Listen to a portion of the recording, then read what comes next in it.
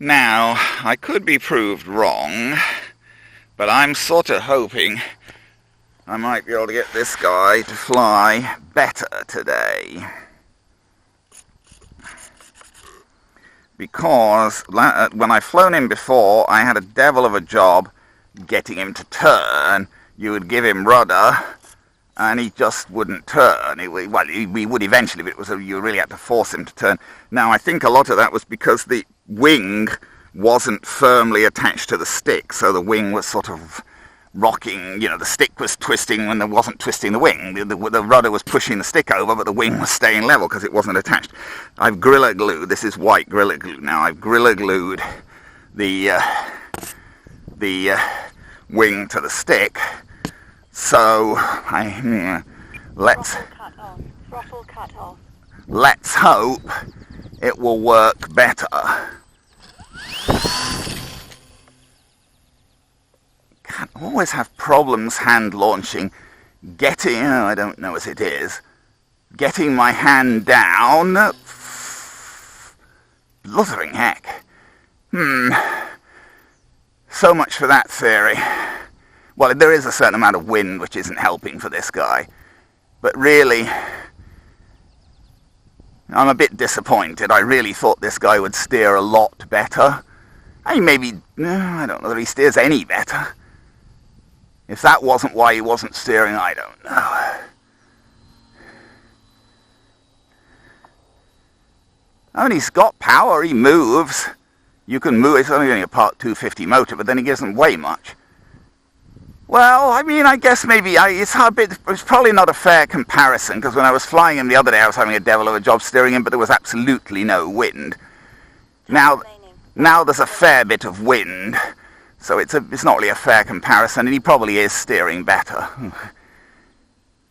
Another plane there, because it's miles away. It looks about the same size as my plane, because it's real.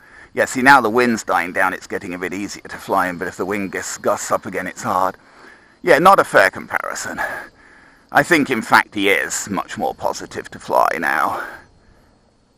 Yeah, it's a 737, I think. I can't look at it close enough to see something like that.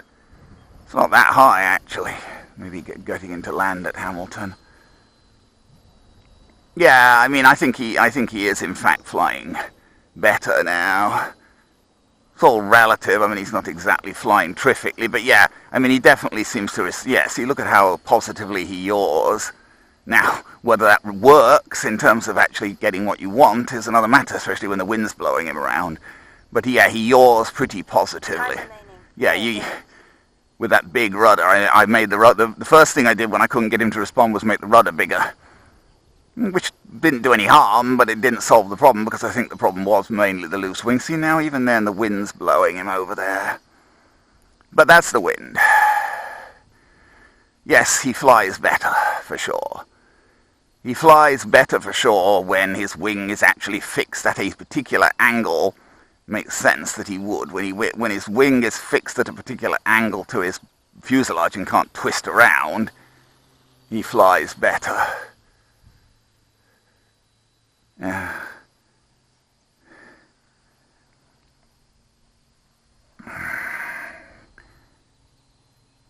I didn't even hear what we said about time, but I mean, he's got an 1100 milliamp hour 2-cell in him, which is useful for balancing the weight, Time remaining, 3 minutes. Yeah, he should definitely have as much time as the timer says, because there's quite a bit of power in that battery. And it's a small motor, it's only a Part 250. Yeah. Despite a bit of a rocky start because of the wind, he is in fact flying better. I wouldn't go so far as to claim he's flying terribly well, but he's flying. But I mean, as I mentioned before, I mean, this wasn't even so much a design. The wing was originally on the UB2M. It wasn't big enough. The wing loading was too high, so I took it off and put just a bigger wing altogether and built a new wing for the UB2M.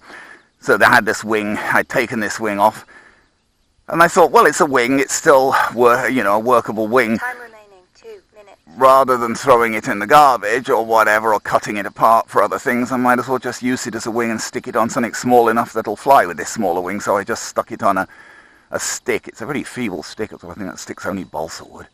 It's not a very robust stick. It's just what I had around. It's like some 5/16 or whatever, square balsa wood or something like that. And stuck a couple of little servos on it with a little piece of plywood, and a little piece of foam here and there to hold things together, and a tail and a little undercarriage cobbled together off something. The undercarriage is of limited use, really, because he won't take off from the ground. I tried him, he doesn't have enough power. Well, he might if you had a smooth runway. If you had an actual smooth runway, maybe you could take him off from the ground. Wind is coming mostly from the west today, which is where the prevailing wind is. Okay, well, let's land him now. Yeah. Let's land him, such as it is. I mean, what kind of landing we're going to be able to get is another matter, but we'll do what we can. Try not to hit ourselves. Well, good job he's got a prop saver, eh? Good job there's a prop saver there. Yeah, see, the problem is wheels this small aren't going to really run in the grass. They just hit the grass and bend.